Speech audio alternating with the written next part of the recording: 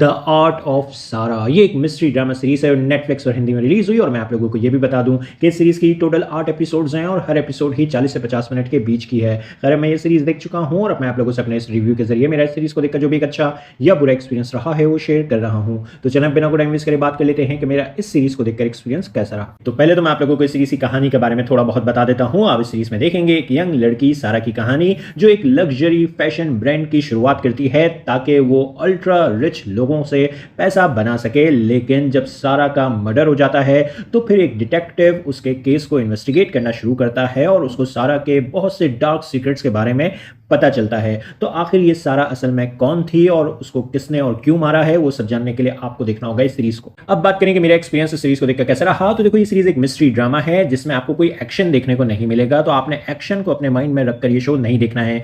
दूसरी चीज, कहानी को इस सीरीज में नॉन लीनियर वे में एग्जीक्यूट किया गया है, इसीलिए स्टार्ट से ही कहानी आपको पास्ट से प्रेजेंट में जंप करती हुई नजर आएगी। तो अगर आप इस सीरीज को देखना स्टार्ट करें तो फिर आप अपने फोकस के साथ इस शो को देखें, क्योंकि स्टार्ट में सीरीज की नॉन लीनियर एग्जीक्यूशन आपको थोड़ा कंफ्यूज कर सकती है, आपको चीजों को फॉलो करने में और उनसे कनेक्ट होने में थोड़ी मुश्किल हो सकती है। लेकिन अगर आप अपने सब्र और फोकस के साथ इस शो को देखेंगे तो फिर आप स्टार्ट की कुछ एपिसोड्स में ही शो के स्टाइल से एडजस्ट हो जाएंगे और आपको चीजें कनेक्ट होती नजर आने लगेंगी। बाकी ओवरऑल सीरीज की कहानी अच्छी है, कहानी में काफी ट्विस्ट मौजूद है और नॉन लीनियर एग्जीक्यूशन की वजह से आप चीजों को मोस्टली प्रिडिक्ट नहीं कर पाएंगे, जो कि एक अच्छी बात है। बाकी सीरीज में सारा के कैरेक्टर को इतना तो अच्छे से डेवलप किया गया है कि आप उसके कैरेक्टर में एंड तक इन्वेस्ट रहेंगे, लेकिन उसके कैरेक्टर को लेकर हमें इतने स्ट्रॉन्ग इमोशनल रीजंस नहीं दिए गए हैं कि आप उसके कैरेक्टर से इमोशनली जुड़ सकें। और सारा के अलावा भी बाकी जितने कैरेक्टर्स हैं उनकी डेवलपमेंट सरफेस लेवल तक ही रखी गई है।